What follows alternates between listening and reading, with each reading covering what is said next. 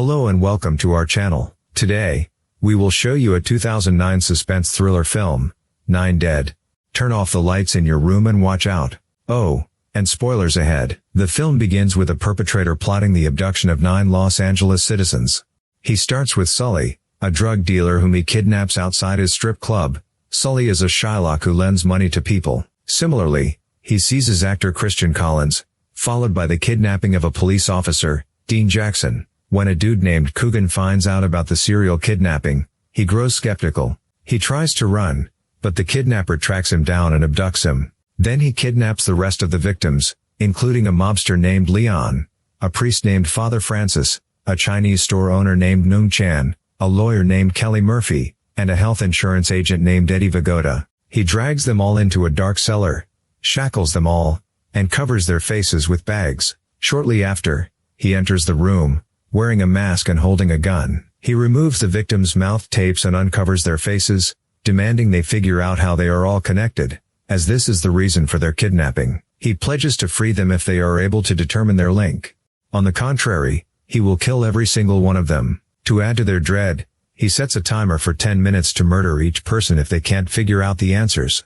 As he walks out the door, the victims are left in a puzzling situation. They have no choice but to figure out their link. Leon asserts that the masked gunman is a policeman threatening them because of their illegal activities, which Coogan upholds. Jackson disagrees with them and believes that the man is a real kidnapper, not a police officer. Eddie thinks that if the man is a regular citizen, he could be seeking revenge for the murder or rape of his relatives. Hearing this, Coogan confesses to raping several minors and even laughs about it, saying that it doesn't matter if his victim is a boy or a girl. He also professes to have spent time in jail. Eddie gives his proper introduction and decides to take matters into his own hands.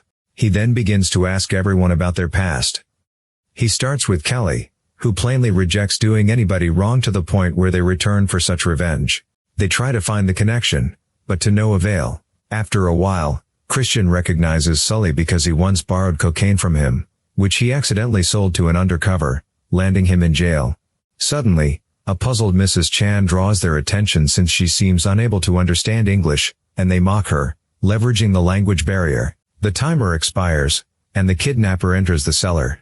When he finds they haven't solved the puzzle, he shoots Christian and drags him away, saying they must explain why he killed Christian. The timer starts again, and everyone becomes concerned about their safety. They take the debate to the next level by deciding to divulge their deepest secrets in the hopes of finding answers. Coogan admits to being sentenced to 5 years in prison for a crime he refuses to reveal. Kelly then asks Leon to tell them about his most heinous act, to which he responds that he frequently delivers arms but has never raped or killed someone. Eddie also exposes his secret, confessing to tampering with his brother's medical documents to help him in the treatment.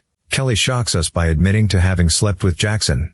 She suspects Jackson's wife orchestrated this to get revenge. Father Francis tries to seem pure and holy, so he is unwilling to say anything. Eddie taunts him for his delusional righteousness. Suddenly, Leon comes up with a plan and asks Sully to break his hand so he can slip his hand out of the handcuffs. Sully agrees, and Leon is released from his handcuffs, and he flees, ditching others. The kidnapper is watching everything on video, so he follows Leon and attacks him. Leon manages to grab the gun, putting the kidnapper at gunpoint. The kidnapper claims to have been tracking them for the last 2 years, so he has prepared for each situation, and it turns out that the gun is empty. He shoots Leon in the leg with another gun and pulls him to the cellar, where he again questions the victims. When he doesn't get any answers, he kills Coogan and swears to kill Leon in the next turn. 7 people are left in the cellar, and Ms. Chan looks at Kelly, recalling something about their interaction. Mrs. Chan recalls Kelly taking her case in putting the thief, Wade, to prison. Wade was a shoplifter nabbed at Mrs. Chan's store. They suppose Wade must be related to them. Leon also admits lying about not murdering anyone as he had shot his brother and sold the pistols to Christian. He also tells them that the kidnapper has been following them for 2 years, giving them a time frame to work with. Meanwhile, the timer ends, and the kidnapper steps in and kills Leon. Father Francis picks this moment to speak and tells everyone that Wade was not a thief. He claims a guy once approached him, confessed to being the store thief, and begged for forgiveness. But the father refuses to reveal his name. So, Eddie begins to connect the dots and concludes that Christian borrowed money from Sully and was arrested. But after being freed, He must have looted the shop to return money to the notorious Sully. At this, the father decides to spill the beans.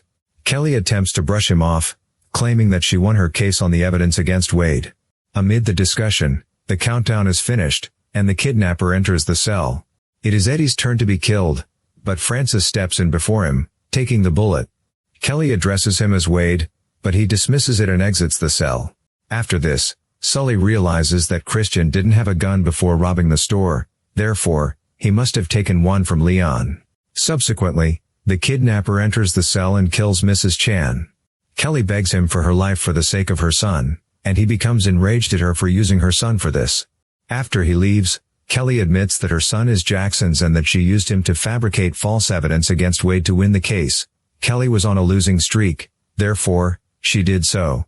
She also admits to killing a man who attempted to rape her. As another timer expires, Sully is slain since he is still too arrogant to stop his wrongdoings. The link between Eddie, Wade, and Coogan has still not been discovered. Suddenly, Eddie recounts Coogan saying that the kidnapper doesn't spill his blood while killing him. He presumes that Coogan had AIDS and that Wade could have met Coogan in prison. So perhaps he had also infected Wade to gratify his lust. He also recalls that Wade once had requested an experimental HIV medication therapy that Eddie's business was testing, but he rejected him due to his criminal history. They conclude that Wade is the kidnapper's son, and he is taking revenge on them for contributing to his son's agony. After the timer ends, they tell the kidnapper what they discovered. Then the kidnapper starts speaking, saying he has spent the last 2 years with his son in horrific circumstances. Additionally, he claims that the death of his son is all the fault of the 9. Once everyone has had their say, the kidnapper frees them and says they may go. Once released, Kelly reveals her true nature and grabs the kidnapper's gun. She shoots everyone because she doesn't want anyone to know her darkest secrets. Then she flees the cell, and the police arrive. The film ends there. You guys are awesome if you have made it this far in the video. If you want to see more of such movie recaps, hit the subscribe button to become part of our movie family.